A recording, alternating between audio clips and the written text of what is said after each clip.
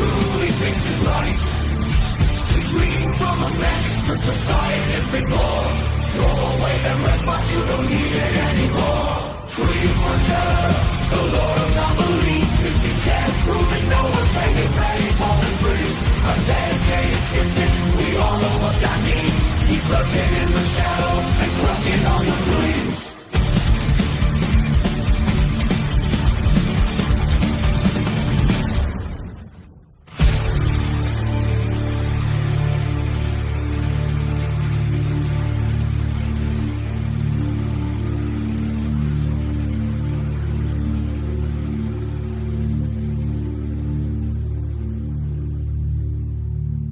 Don't believe in aliens, they're never going to land. Don't believe in cryptids, they leave footprints in the sand. Don't believe in spirits appearing from the dead. The only demons out there are living in your head.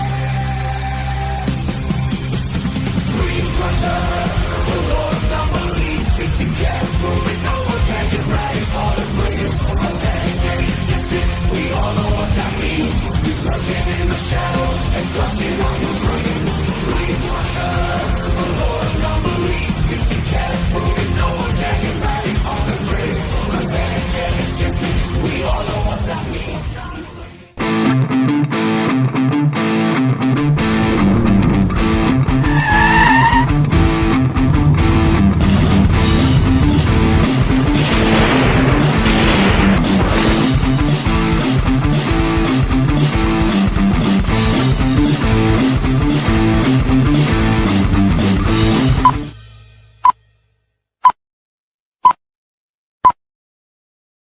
What's up, everybody? Can you hear me? Because I wanted to make sure, because I was messing with things, and this is the first time I'm doing this down here in my Fortress of Solitude. I want to make sure everyone can hear me, because I kind of messed with something, and it was like, oh, your mic doesn't work. And I was like, fudge. All right, good. Glad you guys can hear me.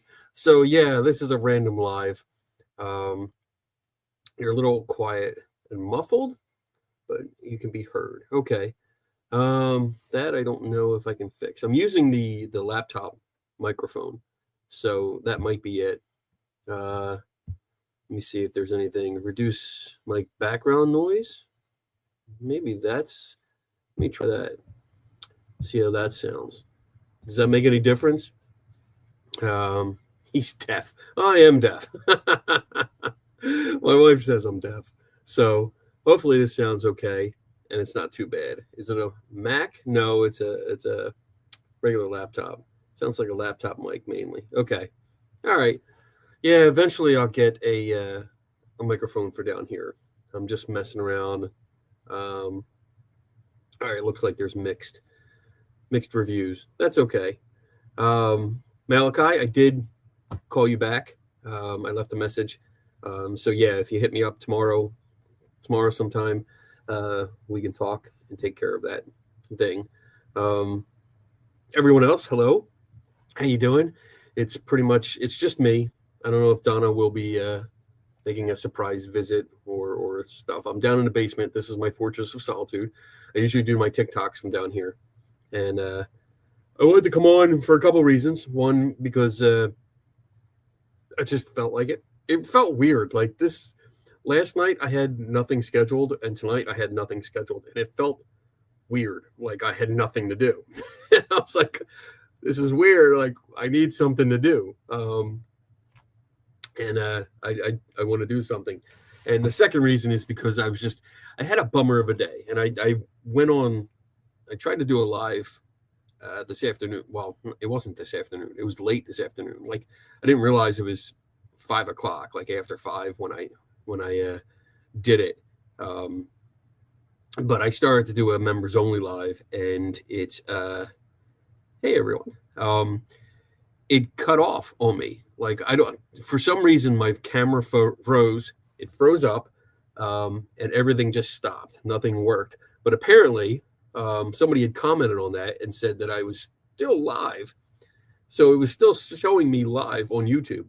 And that was weird. And I went and checked it. And sure enough, yeah, it was like almost an hour long. It was still saying I was live. And I had already clicked out of it. I was gone. There was nothing there. So, but I wanted to come on because I had a kind of bum day.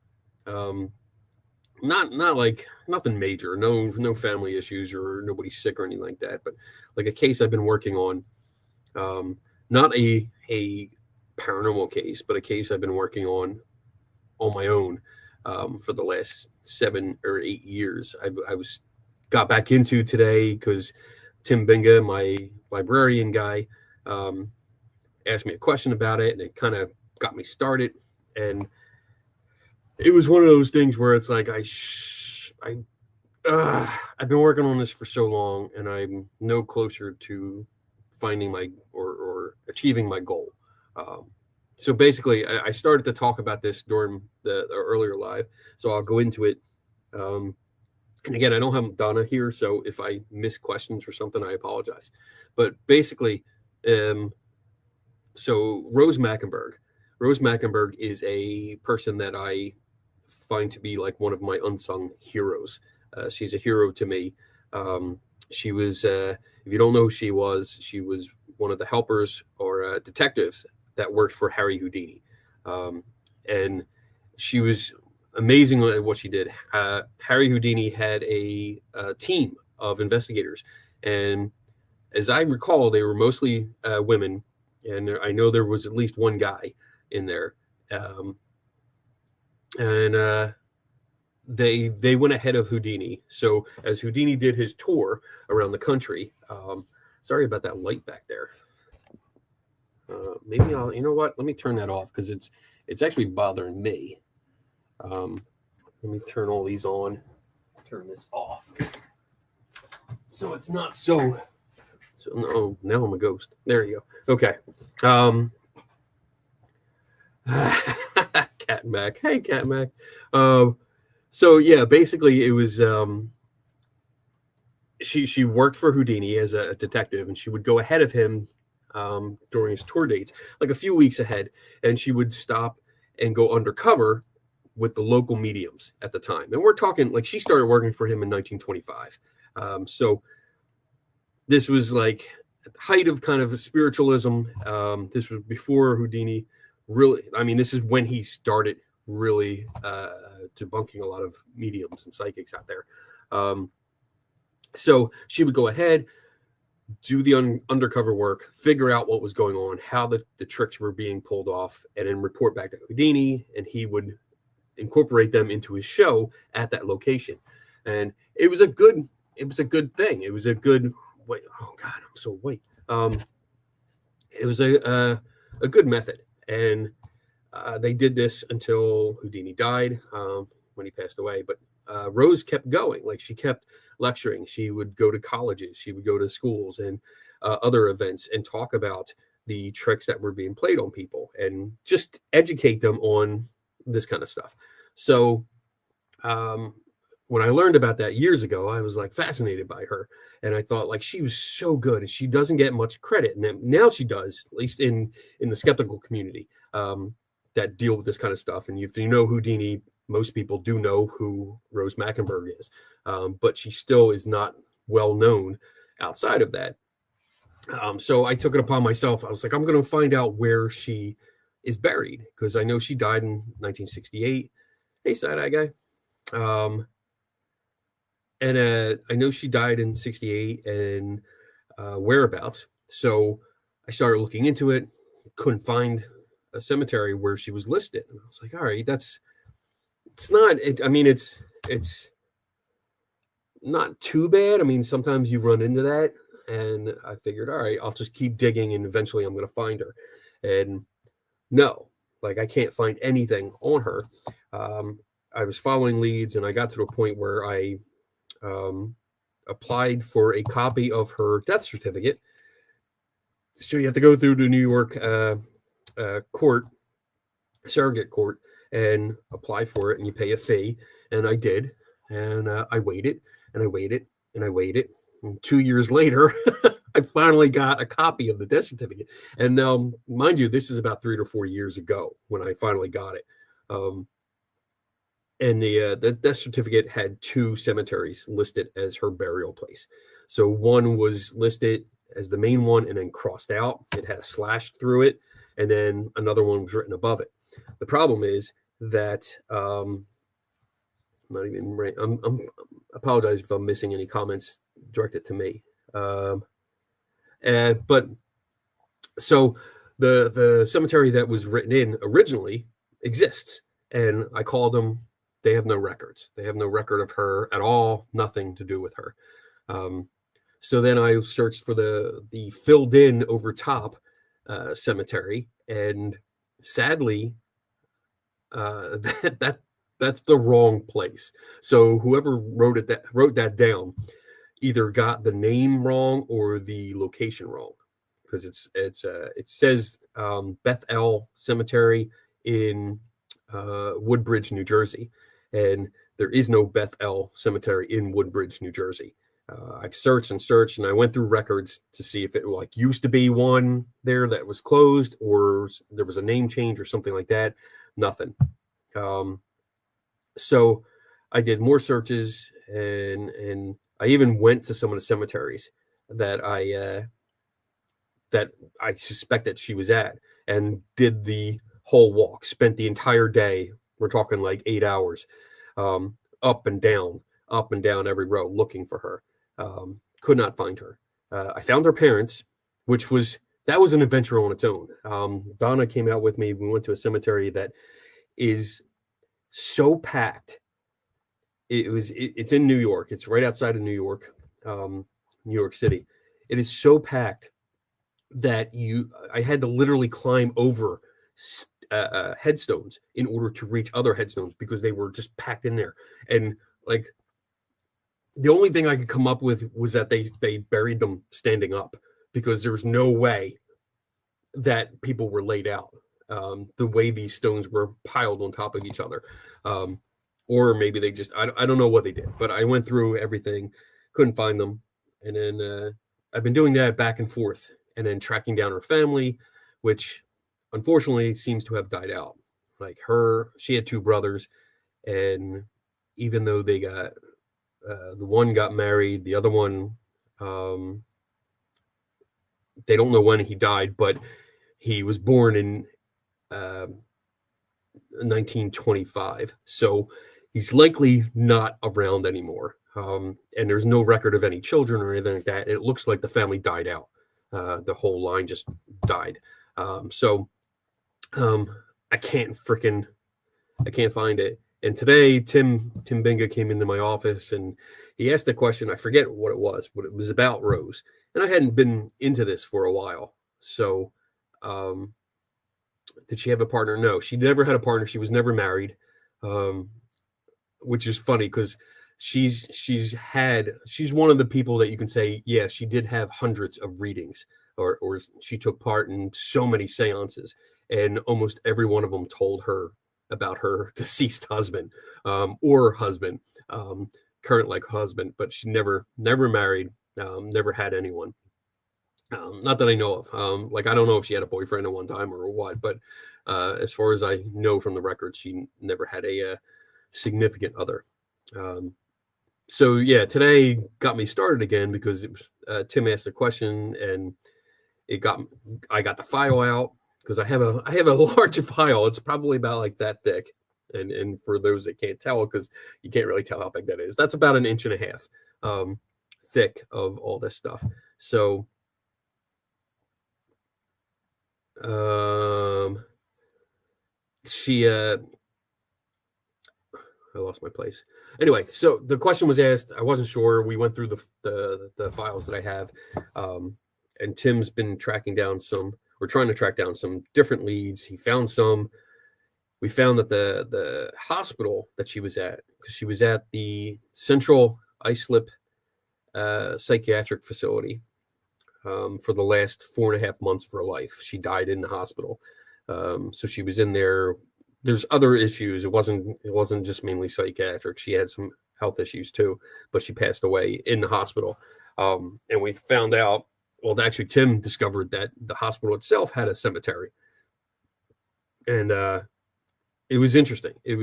Because, well, it's interesting because it's sad, the way it was, because the cemetery has a Jewish section, which she was Jewish, and the cemetery has markers, but they don't have names. They're all numbered, which I thought, there were quite a few people in there that died, that survived the Holocaust, and it was like, that was almost an insult. I found that you would have some of these people that at the end of their life they get buried. I mean, they went through, if they went through the camps and stuff, they had a number, and we know our history, and then they were buried, and all they got was a number. They didn't get a name. They didn't get anything. It's horrible. But there's a chance that she might be there, because she didn't have anything when she died. I think everything went to the state, because she had very little. And then when she went into the hospital for her 4.5 month stay, then, the state probably took control of everything and rendered care until she passed away. So there's a chance that she's in there. And I mean, I tracked down everything. Even when I say everything, like even the funeral home that was listed on the death certificate, I was able to talk to them and talk to the director. And at first, she wasn't going to bother looking up records. She first said, she couldn't help me. She can't give any information out. And then I begged her, like, please give me 5 minutes. Let me lay out why I'm doing this. And then if you want to say no, fine, I'll go in peace. But give me 5 minutes. And I explained everything that I was doing, and that my ultimate goal is to put up some kind of memorial for her. Have something that, that people like me can say, oh, you know what, that's cool. I want to go, even though I don't believe in an afterlife, I still like to do the traditional pay your respects or something like that. So it would be interesting to have that. So after my spiel, like, the funeral home director at the time, a couple years ago, she was like, okay, let me give it a try. Let me see if I can find anything. And she gave me some information that she could see from the death certificate, which was great. And then she went searching for the records, and I was so hopeful, but unfortunately they had a flood years before in the basement, and it had destroyed the records. So the records of what I was looking for were destroyed. They were gone. They just didn't exist anymore. So another dead end. And then today it was just like, I was calling places, calling cemeteries, calling this and that. I called or contacted several people I know that are associated with a restoration project for the hospital cemetery, because it's been left abandoned. Central Islip Psychiatric Hospital closed a long time ago, and most of the buildings were demolished, but the cemetery still exists. And a law school, so like a Jewish law school had taken on the project of cleaning it and restoring it, and they're trying to get the records so they can put names to the headstones, and so there's not numbers, there's actually names. So I'm trying to reach out to them, but those emails were being rejected. Like it kept coming back like no access. It wouldn't let the emails go through. So I've had that happen before, where it's some kind of weird glitch and the emails actually do go through, but I don't realize until a couple days later when I get a response. So, but that's where I am. And I was kind of bummed today. I was actually like, this is the first time at this, and it wasn't because of the job. I mean, I don't want to give that impression, but it was the first time, like in the last 2.5 years, where I was like, damn, I was just bummed out. So I'm trying not to bring you guys down. So I figured I'd come on here, talk to you guys, and that should make me feel better because you guys are fucking awesome. I love you guys. And I know I'm doing a show tomorrow. We're going to have a guest. We're going to have 4 guests tomorrow. CPRI, the 4 members of their gang, their ghost hunting, not ghost. I wouldn't call them ghost hunters because they really didn't give me that impression. They are really nice guys. And they're more about the science than anything else. And probably one of the best conversations that I've had in a long time with a paranormal group. So, all right, I'm going to try and shake off this bumming attitude, this attitude. Take a drink of that good stuff. You want to see my Stargate? I can show that off real quick. There it is, right there. It's not finished yet, but those who watch. Oh no! What happened? What happened? What the hell is going on here? My screen's going blank. That was weird. All right, I'm not touching anything. I am not touching anything. That was weird. I'm not going to pick this up again. Oh my goodness. Lost a peripheral. Yeah, I know. I don't know what happened there. It just, the whole screen went blank. That was weird. Okay. All right. So we're not going to touch the laptop anymore. We're going to let it go until we're ready to stop the show. Hey, Chris. Oh, man. Oh, did anybody see? I've been yapping, jibber jabbering. If anyone sees carburetors and coffee, or carburetors and caffeine, I forget his name. If you're in the chat, speak up, because he won one of the spins last week, and I've been trying to email him, but I haven't been able to get contact with him. So if anybody sees him, make a flurry of posts and say, here he is. So I know it's him, and I can make sure I want carbs and coffee. Yeah. Bill. Yes. I'm trying to reach out. I've sent him an email, but I haven't seen anything back from him or anything like that. So I just want to make sure I can get in touch with him. So, but there we go. That was my sob story for the day. I usually don't share those kind of things, but I try to just, deal with it and then get on, play some Fallout 4 and just kill some ghouls and stuff like that. And I feel better. But I love to see everyone in here. There's a lot of people in here for doing this random live. I got like 50 some people in here. That's awesome. But hello, everyone. There's a bunch of people. So I don't know. What do you want to talk about? I'm here for a little bit. You got questions? Put them in the chat. We'll see what we can do. I got all my, I usually I would pick you up and take you around my fortress of solitude here, but I don't want to touch the laptop and fuck it up. Oh man. Should try playing some Baldur's Gate, if you haven't.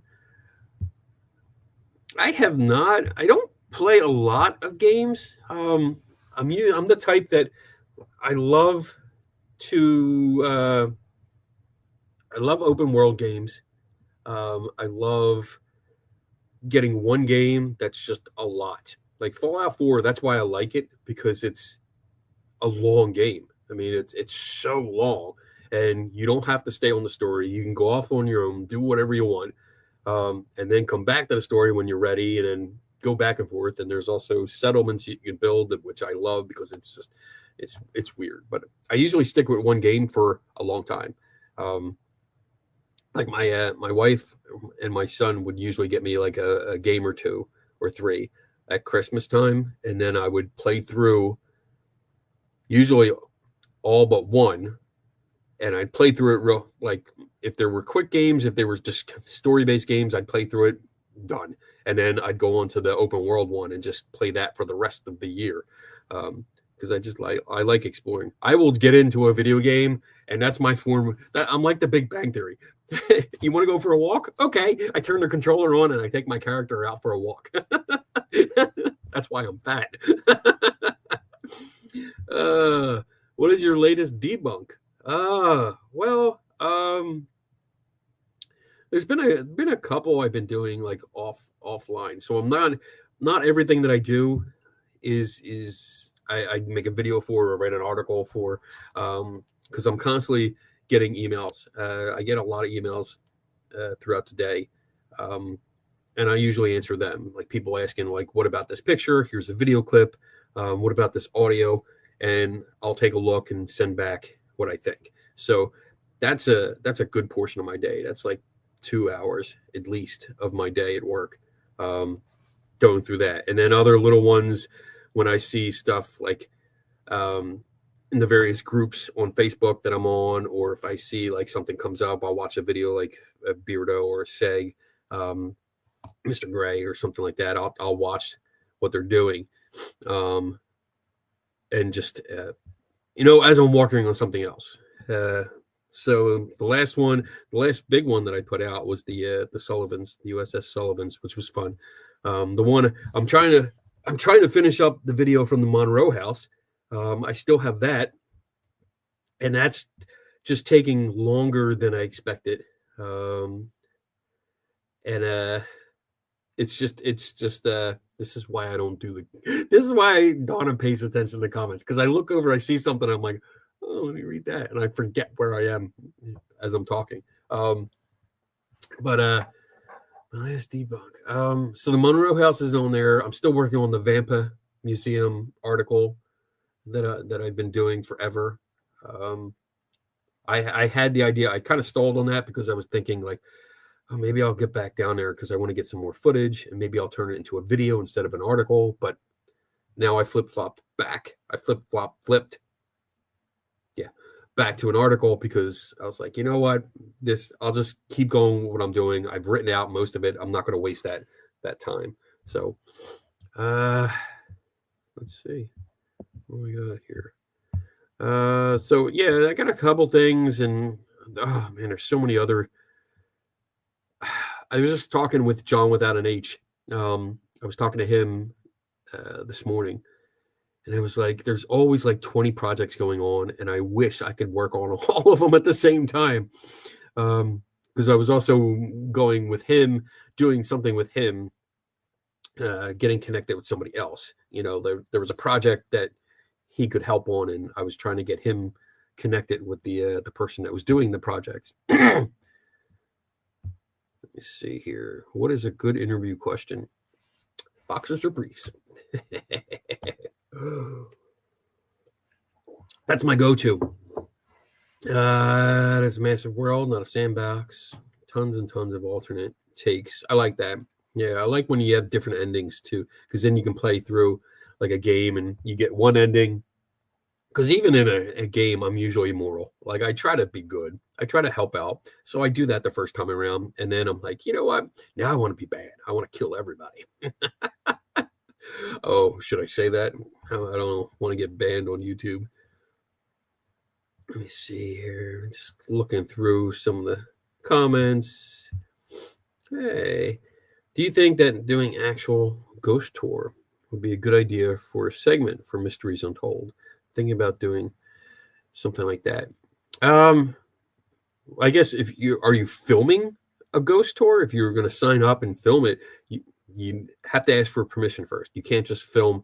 I mean, it's on a public thing. If you're on the public street, you can film. But because you probably will pay for a ticket, then there's probably restrictions in there. So you make sure that you have permission before you record that, because there's a similar issue that I take when like I do lectures for certain places. If a location asks me to do a lecture and then they say we're going to record it and put it on our website, I don't really like doing that, because although it does open it up to anyone else to be able to see it, to view it, and I love that. I like that idea, but I also want to be able to go to different venues and present the same lecture and have people come out. Like if you can see it online, then there's not much incentive to go to your local library and see the same talk. So I usually try to avoid having it recorded unless it's like a big convention. Like a lot of the lectures that I've written for SciCon, which is our big science conference, and specifically for that because I know that they're going to record it. So it's like, all right, I'm going to play it for this one, and then as I do it at different locations, like skeptical groups or humanist groups or secular or whatever, like I'll I won't do the recording. So ask first, and then see if they'll let you do it. And if they do, I mean, I guess it's all right. Yeah, I mean, I guess so. And I would offer commentary. I think that would make it more of a more enjoyable experience and more from you. Like if you record the whole thing and at each place have the story told by the tour guide, and when they go to move to the next location, like insert yourself and say, all right, this is what I did. I researched this and found that, if there's any truth to it or not. What's funny is like there was a tour in, oh my goodness, there's questions there's questions piling up. I need Donna. There was a tour that we took in Seattle, I think, like last year or the year before. Me and Eric Behind the Wall flew out to Seattle and Portland, and we did lectures out there. And we took ghost tours at both places with the groups that we did lectures for. And it was fun because I did my lecture first, and then the next night we took a ghost tour, and it allowed people to apply all the strategies that I went over on the stories and eyewitness testimony that we heard on the tour. It was great. Because after the tour, we went to a bar, a pub, sat down, got food, like ordered, all the left side of the appetizers list and said, yeah, bring it out. And then we all got drinks and we talked about it. And that was a real hit. I mean, it was a good time because everybody realized like, oh shit, this does work, and it was great. It was great for me. I mean, I was excited that they were excited about it. So, but it helps to be able to, the point I was getting to is that during one of the tours in Seattle, it was in Seattle. First, the tour guide showed up in a very undersized tank top, which was not, he was quite hairy. And I can say that because I'm quite hairy too. And I can relate, but I also know I would not wear a tank top like that in public. I mean, he was just drenched in sweat, which I get it. It was hot, but I don't know. But one of the stories he told us, I asked him questions like, oh, wait, did this really happen? Did this really happen? And he's like, I have no idea. I'm just reading a script. So he had no clue. So, talk to your tour guide and see if they can give you any more information than what they present, because usually they are a script and they're just reading it, and they're usually just a guide. That's all. That it's usually like a side gig that they're doing for extra cash. What are you gaming on? PC, console, Xbox. I have an Xbox S. Yeah, I think so. My son got it for me for Christmas because I don't remember it. I feel bad, but I don't remember complaining. I think I would complain something about my Xbox because I had an Xbox One and it something, I don't know if it wasn't doing something right or something. So he actually went and bought me the latest Xbox, which was so nice of him. So yeah, that's what I play on. Okay. Oh God, we're talking about Biff. Is he around? He better not be. Horror of horror. Jamie Pomp, Chris Williams, Panda Kaizen. I always mess up your name. I'm sorry. I apologize. I always see it. I'm like, Panda Kaizen. Is that the way I say it? Yeah. All right. I'm going to say it that way. Mark's Random Curiosities. Hey, I got a friend request from you. I think tomorrow, or not tomorrow, today or yesterday, I think, on Facebook. I gotta go through. I got a whole bunch I got an influx of people like asking for friend requests, and it's weird. Like some of them I have no mutual friends with, some of them I do, and I don't know. Like, well, like it was just weird that it was a surge. Like all of a sudden I got 20 friend requests, and I'm like, oh, what's going on? Squirrel. I love it. I love it. Oh, Cat Mac. How is the book coming? Just asking to make you laugh. Oh my God, the book. Yeah, that's something I do have to work on. Oh, look, I'm waiting. Yeah, I gotta get back onto that. And I think I've just been, well, today was just a bust for me. I was just so bummed. But I've been with the snow. Like it's snow. It has not fucking stopped snowing here. Holy shit! Every freaking day. And I think that's bumming me out too, because I'm getting annoyed that it's not kind of nice out, that I can just go outside, and I have to bundle up. And I'm sure some of you, Cat Mac, especially where you live, it just sucks. Julie Jaya, what's up? Jamie Watson, Carl. I'm trying to call some of you guys out because I usually do that at the beginning of the Friday night show, but I didn't do that today. Let's see, what's this? Macy Rose. Given that you were always adding to your list, how do you prioritize your projects? That's a good question. Whatever I feel like working on that day. No. So I guess so the squirrel thing comes into play because I have a whiteboard in there, and I've shown it a couple times. So I have a whiteboard that I have listed, and I try to put it in order of what I want to get done. So the top two are always slot 1 and 2 are always ones that I'm working on at the time that are in progress, and I'm trying to get those done. And usually I do wipe them off at the same time because I usually finish them and then pretty much close to each other, and then I wipe them off and I move everything up. But it depends on if I get deadlines, because once in a while I do get deadlines. Like Nicole, she is one of our editors for Free Inquiry, and she does the Free Thought and Action newsletter. So every 3 months there's a new issue, and so every 3 months I get an email saying, "Hey, I need an update."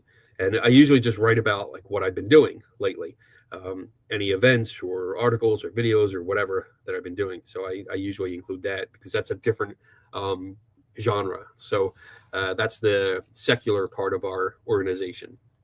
And I don't reach those people too much. So this is my way of, getting a different audience. So when that comes up, I usually spend that day and go through it.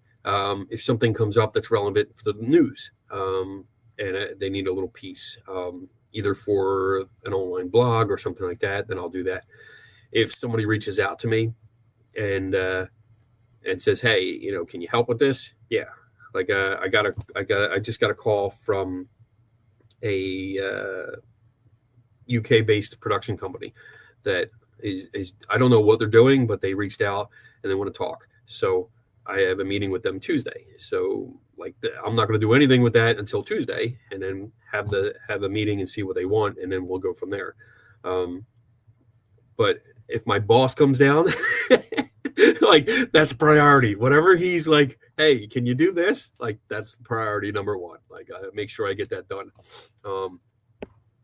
And then everything else just comes in. And sometimes I start projects, and they get pushed to the back burner, and for a while until I finish the two top projects that I'm working on. When I'm done, then I turn around and I do the let's see what I got here.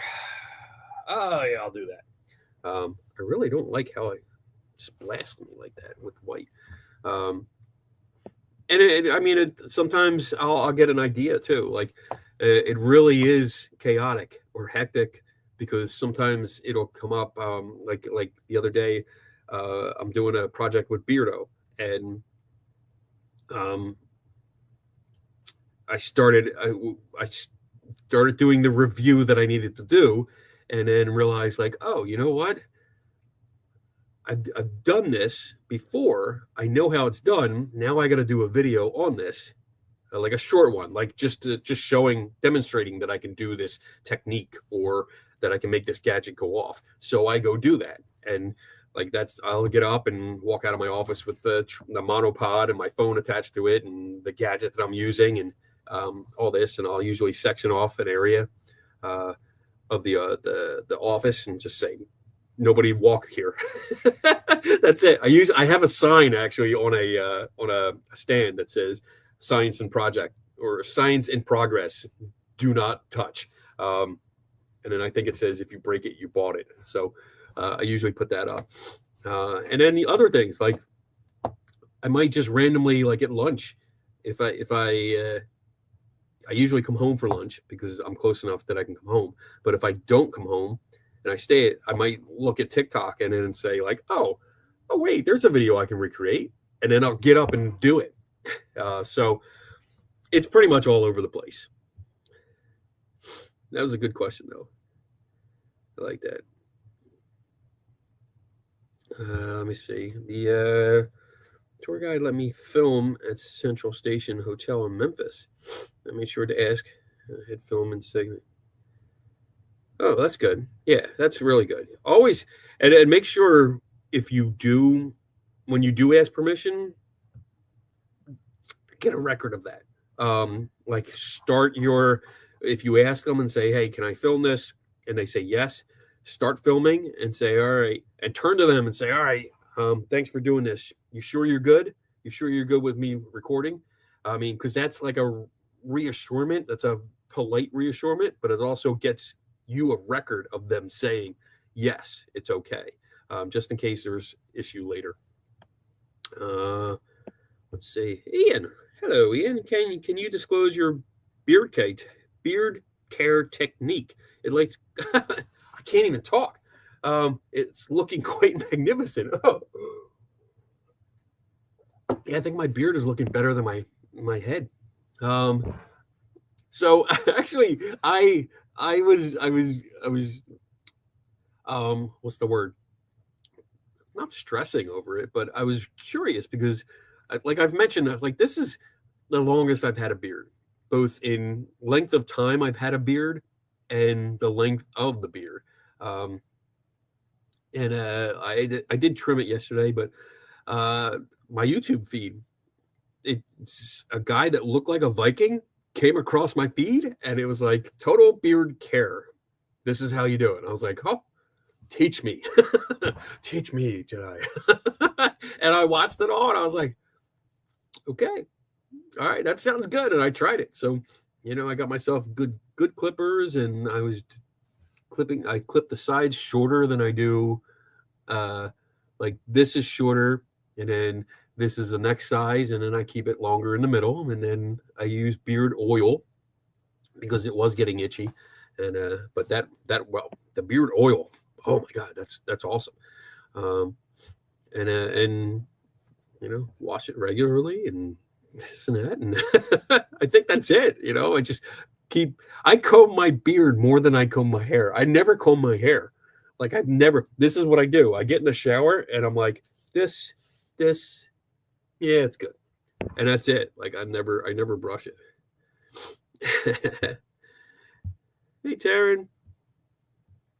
And then Taryn and Tara. Hey, from Australia. Very nice.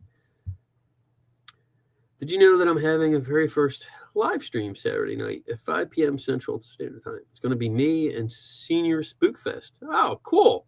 Very cool. It was good. Free plug. Hey, Chris52. Good to see you. Jamie Watson. Cat Mac. 2 Plies in the house. Uh-oh. Oh, wait. Whew. I thought I froze up again. I'm not used to doing all this. I'm used to having my trackball, and I'm not used to using a touchpad. So this is weird for me. Let's see. Friday House. Nice. Let's see. Snow. Yeah, I know. Am I behind? How far behind am I? 7:27. Oh my God. I'm like 10 minutes behind the comments. I'm doing this like Seg now. Seg is always behind on the comments. Let's see. Wayne Dawson, hey buddy, off topic, but do you think that Jack the Ripper has been solved? So that's a difficult one. I've seen some headlines that say it's 100% solved, which I don't think you can do, because they're testing the DNA sample against a relative, which you get a close match. As I understand it, I am not an expert in this. I want to make that clear. But as I understand it, you can get a close match that tells you it's someone in that family, or likely it's somebody in that family. But I don't think you can get a 100% match, because the only way you get a 100% match is if you have the actual person the DNA came from. So I don't know. Sadly, it's one of those cases. It's like, I think the science is only going to go so far because we don't have a sample from the actual guy. And I think this is as close as we're going to get. I haven't read up on it all yet. I've just seen some of the headlines and I've read some of the articles, and it just looks like, this is as close as we're going to get to solving that mystery.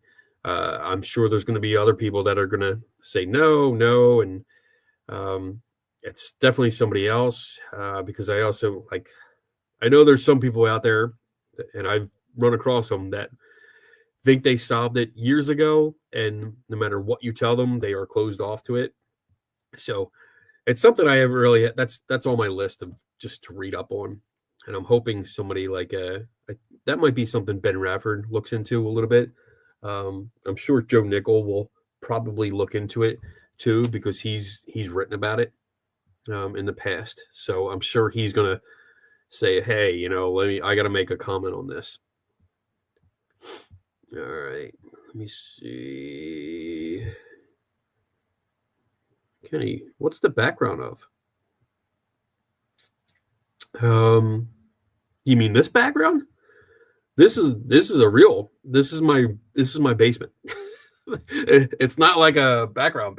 It's a real place. It actually kind of does look like I'm on a green screen kind of thing.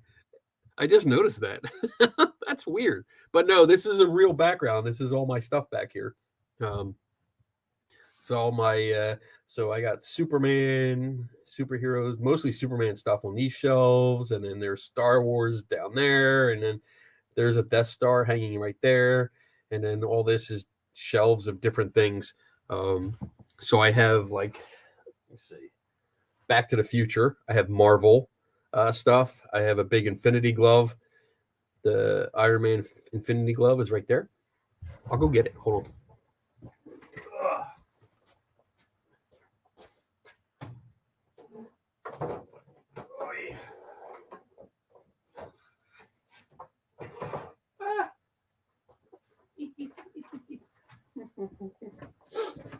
Oh, yeah.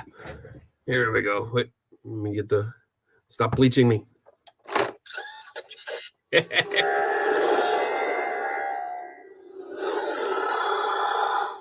Yeah. Oh man, there you go. So yeah, these are all my toys back here. Like I said, I usually do my TikTok lives on Tuesday night, 7:00 p.m. Down here, and I sometimes take people around and show them different things. So I have Back to the Future stuff. I have tons of autographed pictures. Stan or Romero, George Romero. I'm sorry.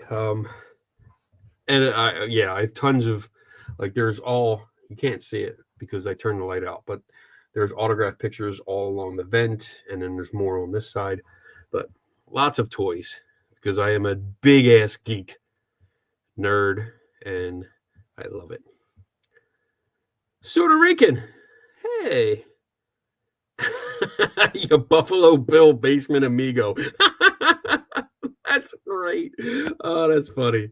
The beard works, Kenny. Thank you. I try. I mean, it'll be here until it gets like nice out. When spring, summer, when it actually starts getting nice, which doesn't always here, but when it gets warmer out and it's more shorts and like t-shirt, that's it, weather, then the beard will probably go until it gets cold again.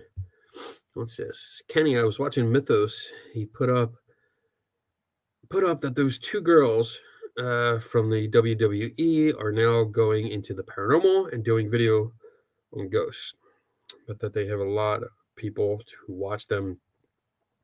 I saw that video, and yeah, I mean, they're using like the ghost app, the phone app thing, which is just a waste. And I just didn't like. I don't know how to say this without coming off as like an ass, but I didn't care for it.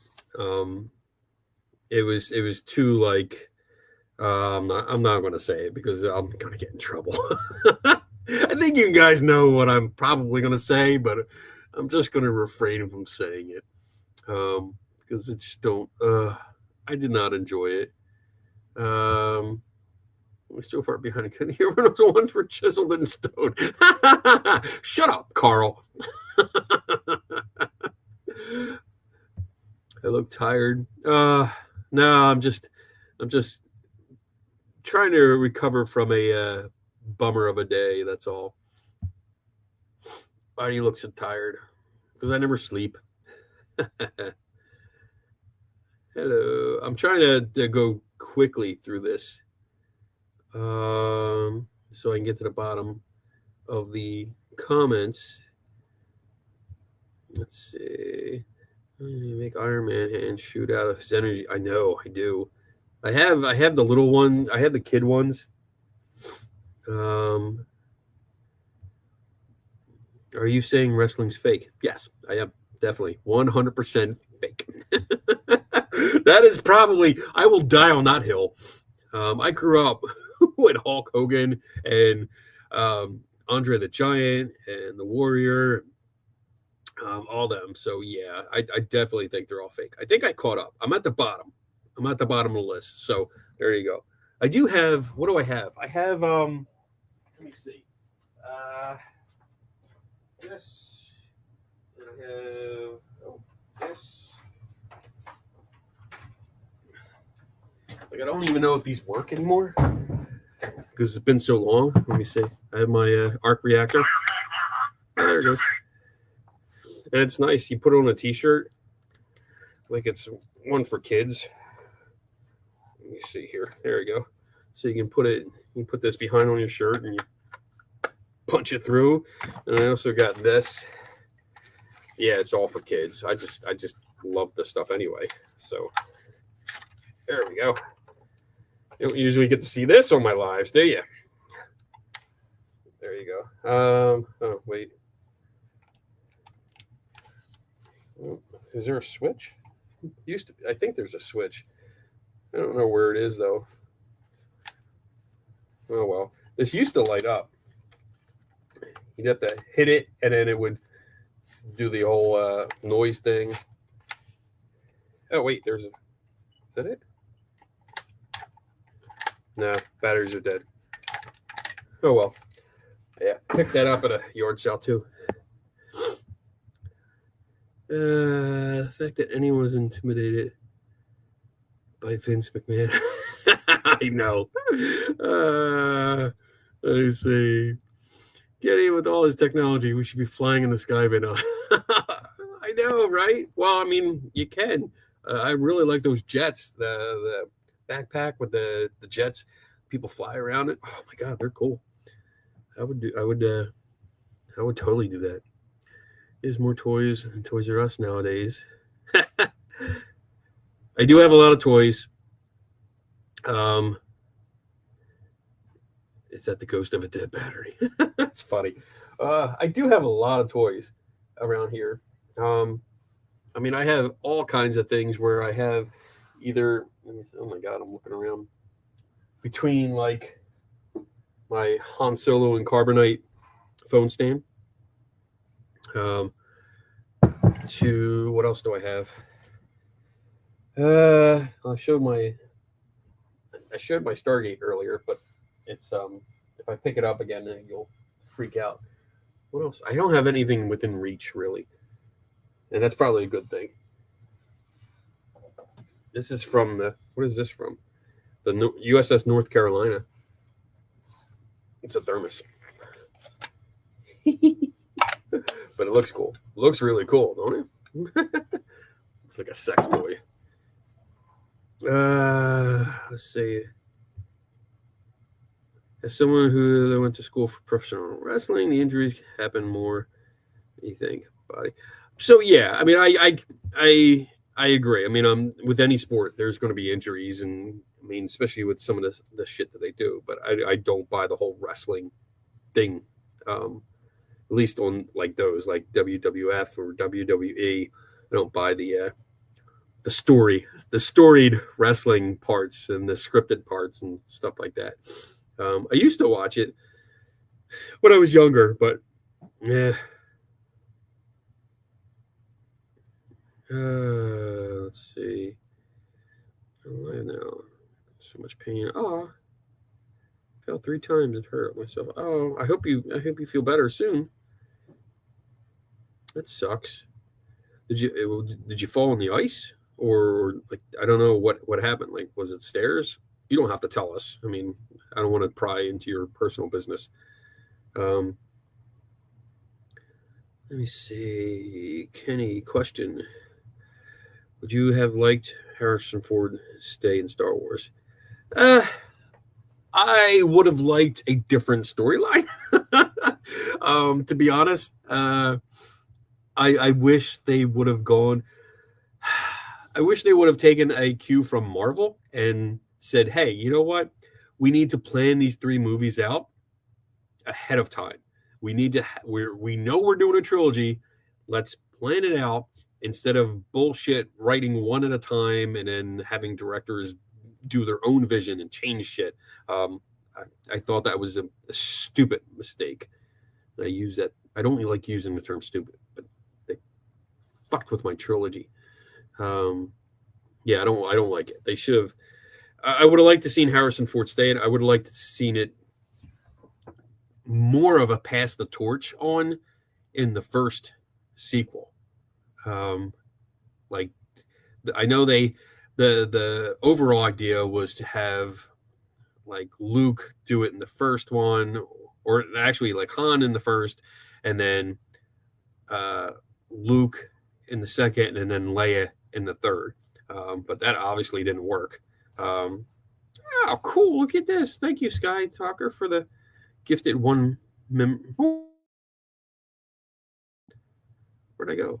I don't like that. I do not like that. I don't know why that's doing that. That was weird. But thank you. Thank you so much. But yeah, I didn't like the direction they went because it was all over. It doesn't make sense. It doesn't flow. You know, there's no flow at all. So Amazon now owns James Bond. Ugh. I never really got into the James Bond movies. I watched them. I watched the older ones with Sean Connery, but I never really got into it. It was like it's on, I'll watch it, but otherwise, I didn't seek them out when a new one came out. I did not go to the theater. I rarely go to the theater. It has to be a damn good movie for me to come out. Sky. Sky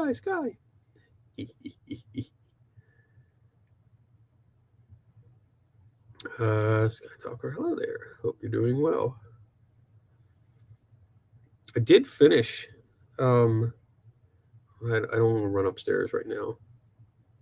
Oh, look at this! Member for 3 months. Yay! Thank you, Sky. That's awesome. Thank you. I did finish the karaoke boards. I did a live. Did I do a members only live? I think I did a members only live, and I finished them up. I was actually finishing them during the video, and they came out really good. Now I got to figure out the logistics of what I'm going to do, either like raffle or auction, or just I want to do something for St. Jude's, which is for cancer research for kids.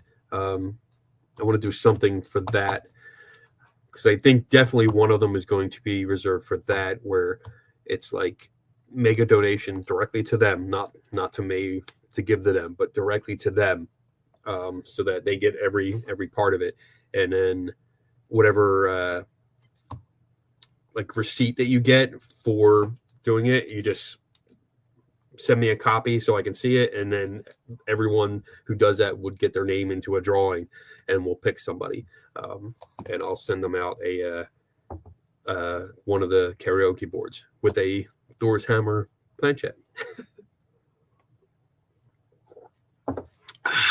Oh my god, I'm white again.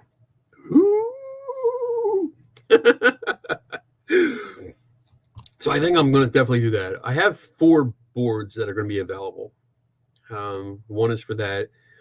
One is going to be, I think, for a members only kind of thing. And then I don't know what I want to do with the other 2. I did have a plan, and I forgot. I totally forgot it because I got, bogged down with other projects, and I forgot what I wanted, and I didn't write it down at the time, which I should have. I mean, that's why I always have notebooks. Like, I keep notebooks around because I write shit down as I'm doing it. I did not do a deep dive into that yet. I figured I had time because I have a guest tomorrow. So when I have guests on the regular show, I don't do homework. That's my excuse. Like, oh, I gotta have time for the guests. Oh man.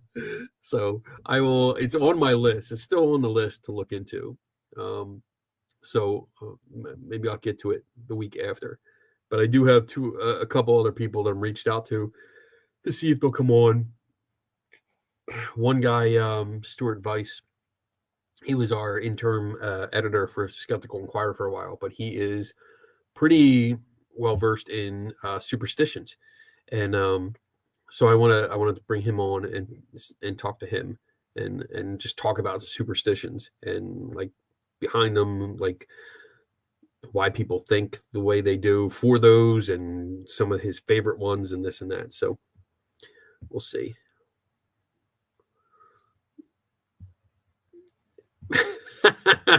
I like that. Give one to Cat. Nah, I don't know about that.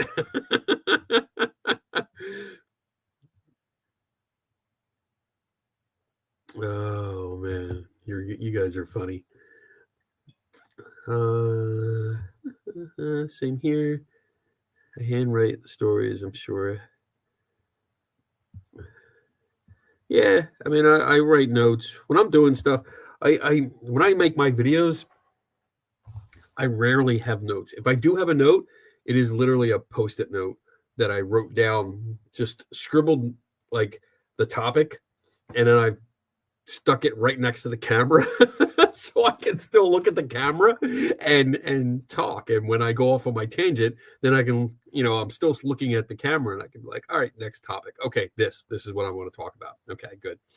So I do that all the time. I don't script anything. I tried like years ago before when I was starting to do videos on YouTube. I tried scripting. I actually built myself a teleprompter. I did a DIY teleprompter, and I had it set up, and it lasted once, like half a show, and I was like, I can't do this.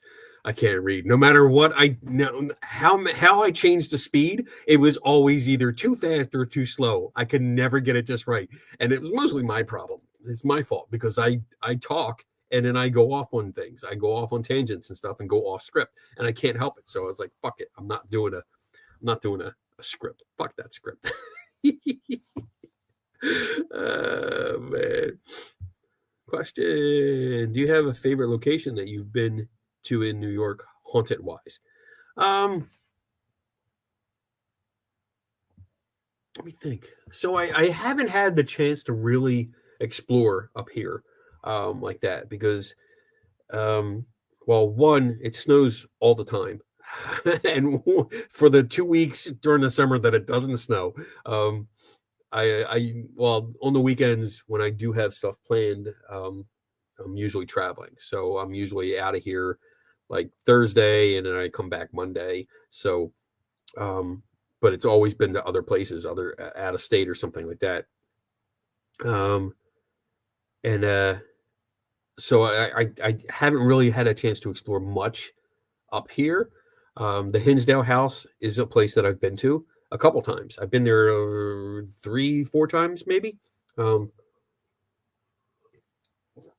And to be honest, it's not. It's supposed to be haunted. It's got all these stories and tons of ghost hunters claim and swear that it is, but I mean, the only thing I've ever experienced there is a good night's sleep. I've sat in there. I've been there once by myself. Where I had the whole place to myself. I've been there once with Ben Radford, my editor. I've been there once with Melanie Teresa King, who's been on the show a couple times, and Anthony, her husband. And then I was there once with a whole group of people, a whole group of ghost hunters. Like there were 30 people in this house, and there should not have been because it's a small house. And 30 people packed into it. No, that was ridiculous. Sorry, chat mates. Oh no, you gotta go. Wait, I'll catch up. Hi, folks. ASAP. My goodness. What are you high? I think you're high or drunk, which I approve of. But yeah. Oh my gosh, she's funny. But yeah, so the Hinsdale House is a place that I've been to. Where else have I been? In every other place has been out of the state. I really haven't gone to too many places here. There's a cemetery, and I think I brought it up. I think somebody asked me this before. It's called I think it's called Doodlebug Cemetery, and there's a story. It's about, I would say, like 40 minutes from me, and it's out in the middle of nowhere, like nowhere, where there's no parking lot for it. You pull off on the side of the road and hope somebody doesn't come over the hill too fast and sees your car in time. And it's weird. It's a cemetery. It's an old cemetery.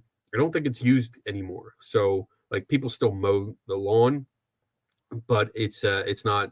They don't put anyone in there anymore. But there's signs in front of it that say no stopping, and it's like, what? Like I want to visit. How? And there's like one of them historic, the information things that are like slanted, and you walk up to it and you read it, and it's like a map of the area, and it's got all this information. So like there's information about it that you're supposed to read, and there's a sign telling me I can't park. Fuck you. Anyway, so I've been there a couple times, and it's got a story about like this doctor that used to perform abortions, and that sometimes they didn't go right. So there was a man-made pond in the back where he dumped the bodies of both some of the children and then some of the mothers, and all it, like a big story like that. And there's nothing to it. I've been there just to see it, and but then I found the alleged the pond, and I was like, yeah, this didn't happen. Too far away, and I'm pretty sure I could walk into that pond and like walk all across it without any problem, not sinking, not having to swim. So, yeah. So, yeah, I really got to get around. Hopefully this summer, if as long as gas prices aren't like $20 a gallon, I might be able to go around and visit some more places. Is there a celebrity's house you'd like to investigate? Elvis. I'm a big fan of the King. Yeah. I would love to visit Graceland. Uh, but celebrity's house, not really. I mean, I don't. I don't know. I'm trying to think like what celebrity. I mean, Gal Gadot. I wouldn't mind. Wouldn't mind visiting her house. Just say hi and be like, "You're Wonder Woman." um. No, I don't. I don't think so. I really don't think there's any celebrities that I would want. I mean, Mark Hamill. I would love to hang out with him. I think that'd be fun. Luke Skywalker. I mean, shit. Um, Definitely would like to hang out with him. But Richard Dean Anderson. I'm a big Stargate fan and MacGyver fan, so I wouldn't mind doing that. But investigate, no. I don't think there's any celebrity houses that even remotely passes interesting, like with the whole haunted idea. Mark's Random Curiosities. Is that like do you have a shop, or is that like an online presence? I'm just curious, like, because I like curiosity shops. Did you do any research on morphic resonance? And if so, or your views possibly be the answer to some paranormal experiences? I'm going to write that down because I don't think I did. I think, didn't we look it up a few shows back? I can't do any looking up right now because I'm only working with my laptop and one screen. So, but I wrote it down here, and I'll see if I can look it up. I think I don't know if it was you or somebody else that brought that up, but that rings a bell in my head that I was supposed to look it up, and I haven't yet. So I wrote it down. Hopefully, I can look into it a little bit as I'm trying to catch up with all my other projects.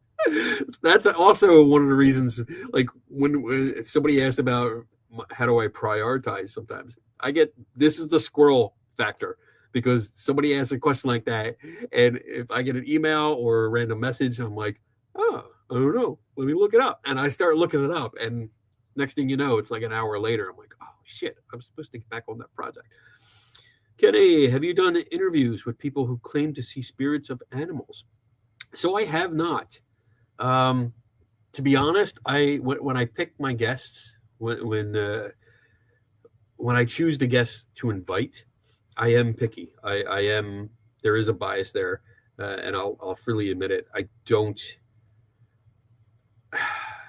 unless someone has like specifically reaches out and has a decent argument that they would like to discuss. And when I say argument, I don't mean like fight argument. I mean like have a discussion about a specific topic. I keep reaching this way because on my camera it looks like this messed up part of my head is on this side, so it's fucking me up. But aside from that, if they have a good discussion topic and they really want to go into it, then I'm okay with it. I've had someone that claimed to be a psychic on before. That once. It didn't go well. But I've had other people on here and there that have different views, and sometimes when I have the open mic night and somebody wants to come on, they're welcome to, because I mean I put it out there. But when I do have guests on, if someone is, all they're famous for is talking to spirit animals, I'm not going to have them on as a guest because it's not. I don't think it would go well. I would ask questions, and I would put. I mean, you guys, I think you know me enough, where I would ask questions that would probably make them feel uncomfortable, and I would also challenge them to like, hey, prove it. Like show us something. And I don't think that would go well. I think it would put them on the spot, and they wouldn't enjoy it. They would not. They would feel attacked, because that's usually how people feel when they're challenged, especially publicly. In front of a lot of people, they feel like you're attacking them, when I'm not really attacking them. I'm attacking the claim. It just so happens that they are making the claim. So take that as you want. So no, I won't. I mean, I won't do public interviews. I will go to their location. I mean, I'll certainly go to their store if they want to have a discussion about that and demonstrate it. I've gone to psychic fairs and paid to have readings and stuff like that. But when it comes to people who claim to see spirits of animals, like how do we prove that? How do we show that? You know, like I'm at a loss on how anyone is going to be able to demonstrate that they are seeing spirits of animals, much less communicating. I mean, I've had people reach out to me claiming that they could talk to animals, and it's like, I'm not going to bother. You know, like I talk to my dog and I get an idea of her personality, but I can say anything and it'll be believable. You know, you spend a minute or so with a animal, especially if it's a pet, and you kind of get a sense of what's going on. You can look around their house and get a sense, and you do a cold reading. So I won't have anyone on the show for an interview like that.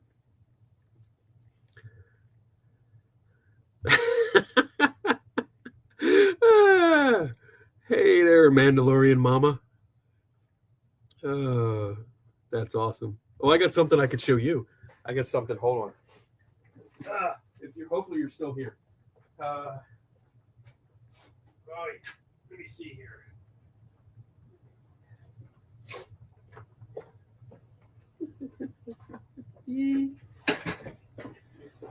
It's my Mandalorian Lego helmet.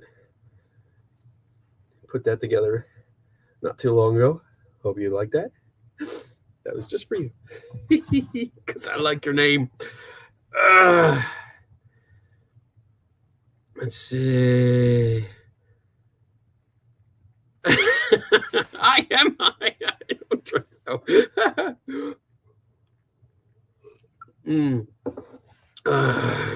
know. 14 years. Demon drink free. Good for you. Good for you.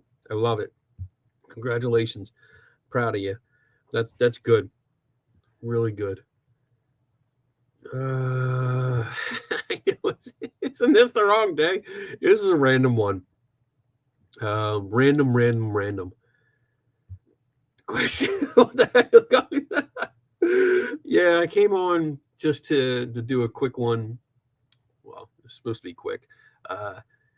Because I just felt like doing this. I wanted to do one just for YouTube. This is not streaming to Facebook this time. So it's just to YouTube, and I just wanted to do something where, because I was having a bum day. I'm not going to go back into it, but I think you popped on earlier, maybe for a members only. I don't know if that was you or not, but yeah, I just retold the story about Rose Mackenberg and came on here to feel better, and you guys have made me feel better. So thank you all, every one of you. Weird, crazy people, you. Let me see here. Loretta Lynn. How many tales of it being haunted? You wouldn't want to go check it out? I don't recall any stories about that. Loretta Lynn. I mean, I don't remember hearing any stories. Haunted. But yeah, I wrote it down on my list. So as I'm going through, maybe I'll take a look and see if I can find it. From Katori about scientific test of their ability. Nope. And I don't think I ever will. I'm pretty sure I won't. Funny story. So I was at, I think I told this a while ago, but I was at a conference and they were there, but they were in a different room. So like there was the main conference area where all the vendors were, and then there were separate rooms for certain people, and like they were in a room with John Zaffis and another I don't want to say group, but two ladies that also had alleged haunted objects. So all three of them had their haunted objects going displayed in a room that was probably the size of this basement. So it's not big. It looks bigger Like I'm looking at the camera, this looks big, but it's not as big as it looks on here. So they all had their little haunted objects, and I was there with John without an H. So he was there, and we were talking, and we came across a video they had playing on a tablet, and this was Katori. They had a video playing of this doll, and it's on a shelf, and there's other things on the shelf, and the doll just kind of like moves like this, like the whole thing moves, and me and John are talking, and I'm going like, that just it's on the shelf. You could hide the line. It looks like it's just being pulled by a line. It's not like the head turned by itself or the arm moved. The whole body moved, just like if you were tugging a fishing line, and it could have gone through. Like I'm doing all this, me and John are going back and forth, and I guess she overheard. So she went to the organizer and complained about me. Get this, for debunking her stuff in public. She was mad. To which I was like, are you fucking kidding me? Like, do you realize she just admitted that I debunked her thing, her video in public? So there's that win. But she's mad because I did it. Bitch, don't put it out on display. Don't put it on display if you don't want it being examined or critiqued. Tell me about a safe space. Fuck your space. Get over it. You put it out there, it's open to criticism. End of line, period, no comma, done. If it's out there, it's open to criticism. Put your big girl panties on. Anyway, so yeah. So that's why I don't think I'll ever get a response for them, because I did complain. And it was nice. I did have a talk with Jay, because he I know he mentioned it. He mentioned it to me, and I told him like, yeah, it was me. Like, but same thing, like if it's put out there, it's going to get critiqued, and he was cool with it. All right, Wayne Dawson, if you had a psychic try to prove himself real, what questions would you ask them to prove themselves? So that it's a process there. So the process is basically, first you have to interview them, and I don't know why this keeps going. It doesn't like that light back there. I think that's what it is. It doesn't like the light.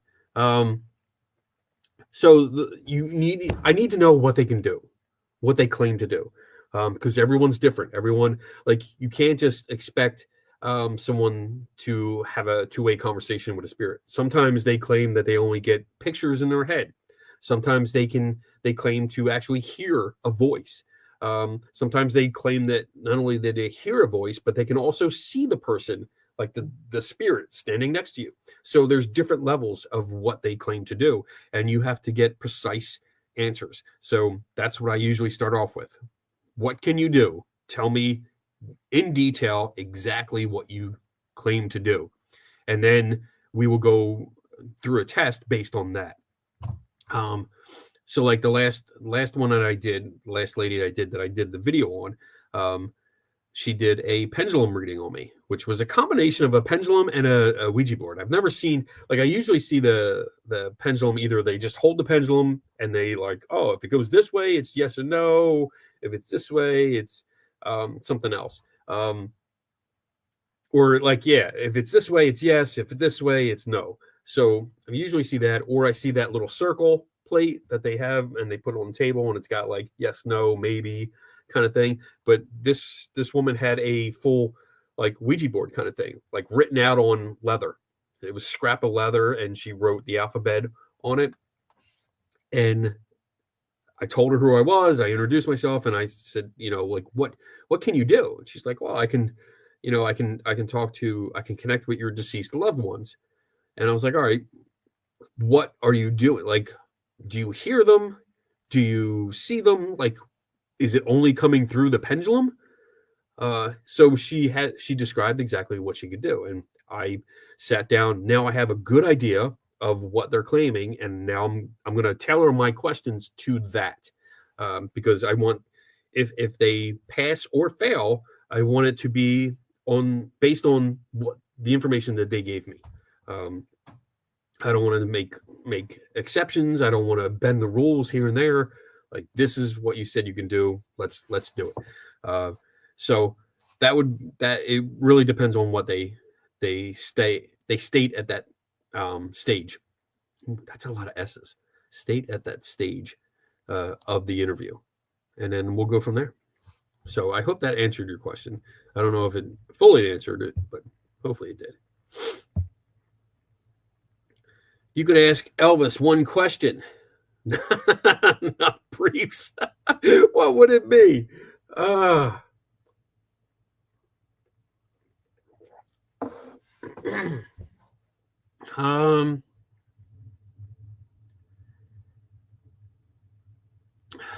One question to ask Elvis. That's hard. Why am I so white? Stop doing that. I need to use a different camera. Like, I want to be selfish and say, like, could you sing for me?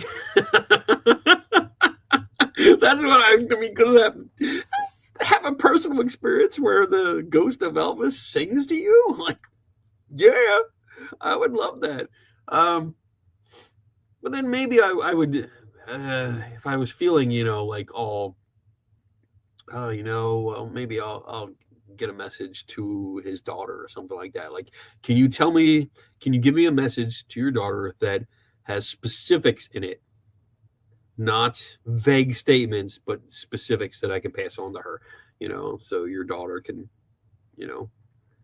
have a good message from her father. So that's the nice way.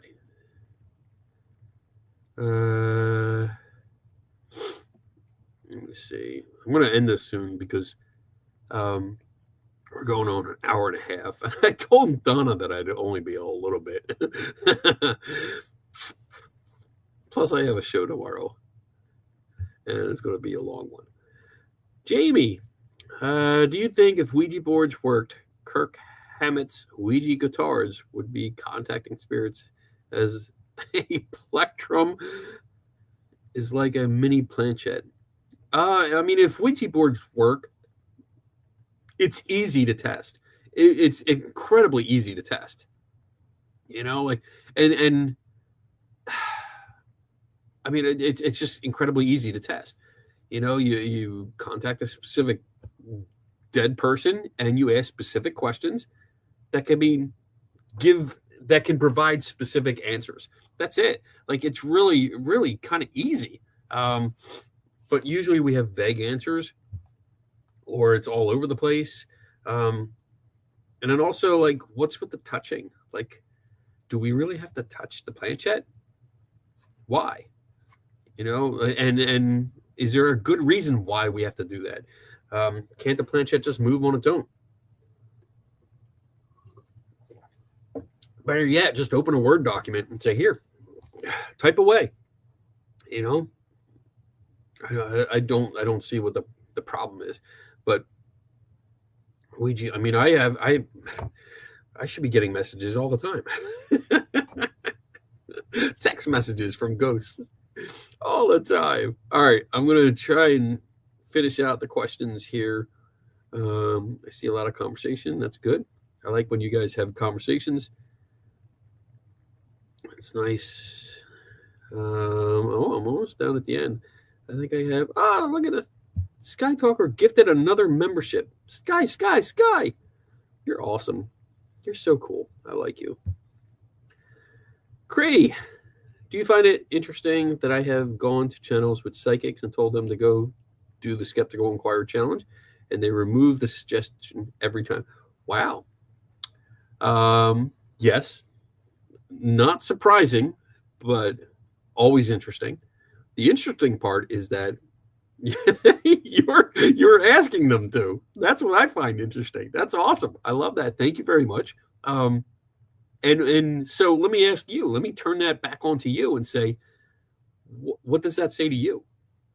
I'd be curious to know what your takeaway is. Let me see. I'm just going through. This is so much harder without Donna. Oh, I made it to the bottom. All right. Let's see. Someone typing in all caps. Sky, sky, sky. Keyboard stole your name and added in. I think Sky's having a good time. I get blocked when I bring up going to CFI for their claims. It's interesting, like I've. It's interesting to see. Yeah, I have spirits that kept screwing with my camera because I have. Wait, woo, let me see. Oh, it's not going to do it now. Seriously, like when I. Oh, there it goes. Wee. Now I'm ghost. It's. I've given out so many cards. Like I don't have them with me. But I have cards that say you got superpowers. If you want to take the $500,000 challenge, here's the website. Here's where you go to fill out the application. And I get so many people that are offended, like act offended. Like how dare you give me this? How dare I not? Like you're claiming to talk to people's dead loved ones for a price. And if you're going to provide a service, I expect you to be able to do what you say you can do. And if you cannot, then you're scamming me and everyone else.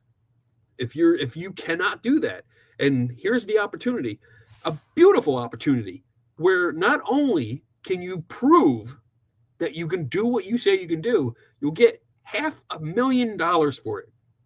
So if you're offended by that, shut the fuck up, go home. Like, seriously, that money could help so many people. You don't want it, you don't do it for the money, fine.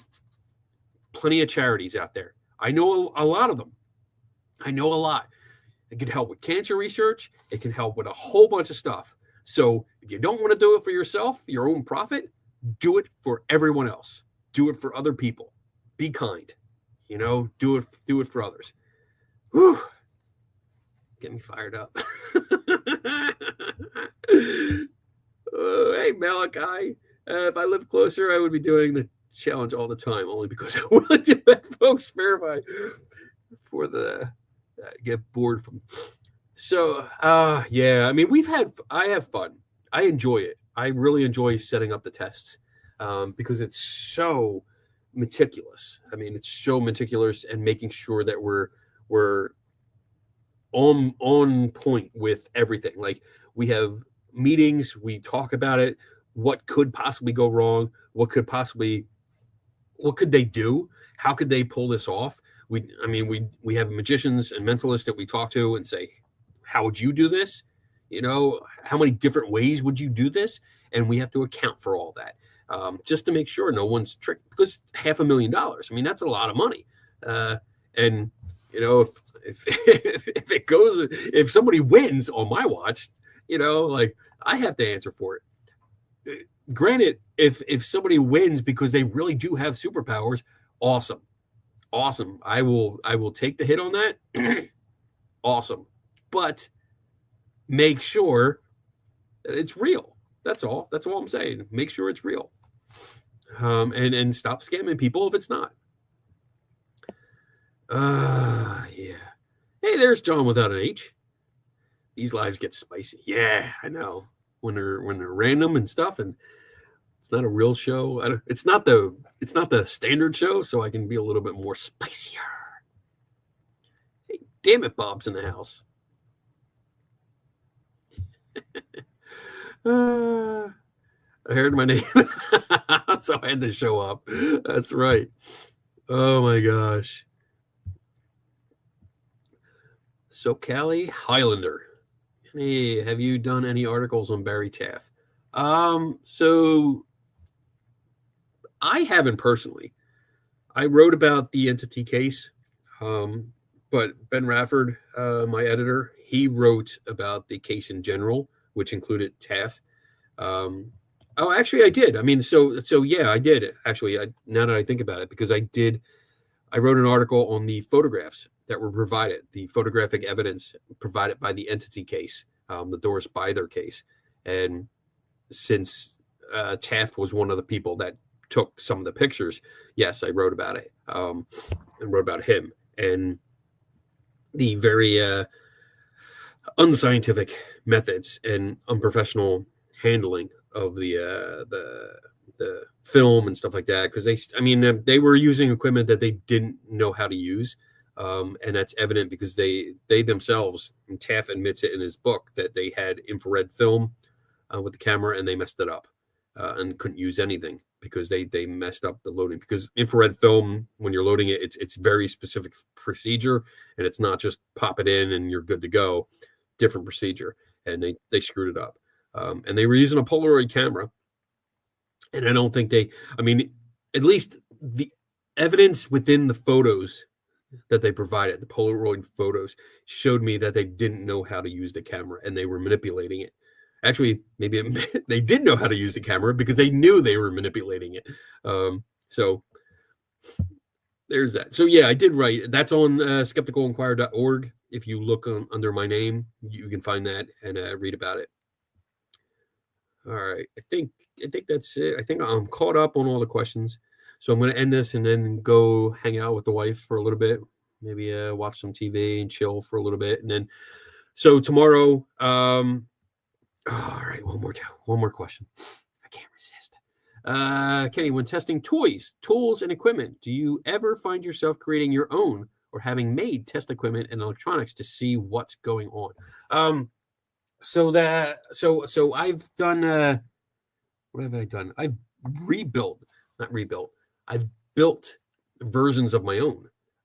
So I like a REM pod. When I took the REM pod apart years ago, and discovered that it was a Junior Thurman, I ordered a Junior Thurman and I made my own out of a box. Do I have it here?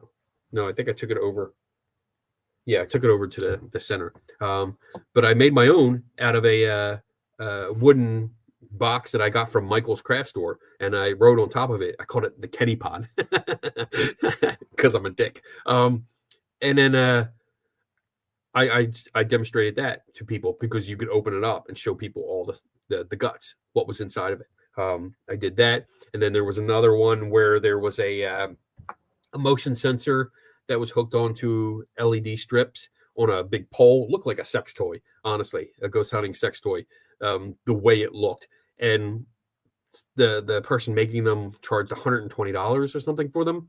And this is a funny story. So a friend of mine was going to buy it, and I kept telling her, please do not buy it. It's cheap. It's cheap stuff. It's not worth more than $20. Don't buy it. And she bought it anyway. And she was nice enough to take the bottom part off, to replace the battery, and send me pictures of the inside. So that was cool. I mean, I benefited from that. But I was able to rebuild one, or build a version of my own, all the same kind of parts, except there was one difference in the base. It was just a plastic base, so really no big deal, but just a different base. But I built it under $20. I think it was like $12 or $15 that I built it for. And then at the end of this story is that she recently reached out to me and said that the next time she sees me, she's going to give it to me because it's useless. Like she wasted her money. So she's going to give it to me. So I'm going to have 2 paranormal sex toys. Woo! Oh man. Let me see here. I want to make sure. No, that's not the case with the girls jumping. That's the Enfield case, Enfield poltergeist, where the girls were jumping off the bed, and they have them in sequence and stuff like that. A very, very silly case that got way out of control. And I think a lot of these, when you look at when kids are involved like that, it's usually something that the kids do for fun or for attention. And then suddenly, when the media picks up, it gets out of control and it gets way beyond their control. So much so that from a kid's point of view, it's like, if I admit it now, I am so in trouble and I'm getting everyone else in trouble. Like, now my mom's on the news and they're going to just tear her apart if I admit that I'm faking it. So, the glue sticks makes the magic happen. Yeah, that's right. I didn't add glue sticks to mine. Glue sticks were from the REM pod, the original REM pod. I think I showed it last week. The original REM pod, when you took it apart, to fill space, they literally cut glue sticks apart, like in sections, and then filled it in and then poured resin inside just to fill in the space. Such a scam. All right. Hopefully nobody else answered any questions. All right, good. All the questions are done. I'm not answering any more questions until tomorrow. No, tomorrow I have a guest. So I won't be doing any questions tomorrow, except for the guest. So actually tomorrow we're going to have 4 members of CPRI on the show. They are very science-minded, and I'm anxious to talk to them. And hey, William Runner. Talk to them, have a conversation, see what they do, how they do it, why they do it, why they prefer science to the blinky lights, because that's the t-shirt. I wore that a couple weeks ago, but that's their shirt that they made for me, so I'll be wearing that for them. But the first hour, again, will be me talking to them, interview style, and then the second hour is all up to you guys. If you have questions for them, please feel free to chime in. And Donna will be on hand. She's back. So she'll be off to the side in my office, taking all those questions and listening and banter and making fun of me, just like normal. Back to the grind. So that's it. Everyone else, have a great night. And I will see you tomorrow night for the Skeptical Help Bar at 8 p.m. Eastern Time. And I doubt there's going to be an after party. Mostly because, well, Donna is back and I know she's tired and she hasn't been feeling well. So I'm going to be fair and like, because she unfortunately she went away for a week to hang out with her friend, her crafting friend Diana, who is often in the chat too. But they first went to the Super Bowl party because the Eagles were playing, so they went to that and they got sick. Both of them had like the flu, and they spent pretty much a week in the hotel room miserable. So she's starting to feel better, and she's feeling better but tired right now. So there won't be. We may be maybe a few minutes. We might actually get to play her song, but I'm not going to push it tomorrow, especially after we went into hour 5 last week. So she is starting to feel better. So thank you. Yeah. And all right, guys. So should I play the outro? I should. Probably should. I should play the outro because I didn't play it. I didn't play it? Yeah, I did play it. Set as audio. There you go. Let's set it up for automatic. So no after party right now. I'm going away. I'll see you tomorrow. Bye. Hey, diddle diddle, here's a little riddle. Who's the best debunker? Is it Kenny Biddle? Oh, he's good, not just a little. Not at the bottom or even the middle. Strike a chord like a fiddle. Tasting the rainbow like a skittle. That's fragile and brittle. You can watch him take a problem and start to riddle the problem away. He does not play. He takes his job so seriously. He loves a challenge and won't turn you away. He's such a skeptic, he keeps stones. Believers are exposing the fake. It wouldn't take him long to find a needle in hay. Use a magnet, damn it. Now take a drink of Kenny's specialty. Some may say that's not for me. To each their own, what really it will be. Man, Kenny's such a skeptic, drinking skeptical tea. Like and subscribe, everybody, turn notifications on. And go watch his show and forget about this song. Mr. Wizard or Bill Nye the Science Guy, can you remember? You'll like any better, so head to the Skeptical Help Bar and meet the bartender. Pick up a drink and relax, cause nobody does this better. Not even close, not even a little. He's the one and only Kenny Biddle.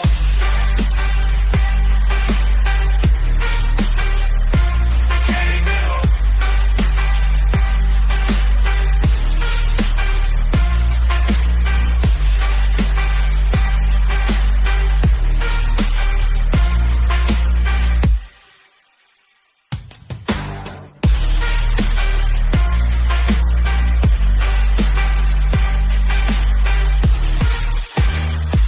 Kenny Biddle.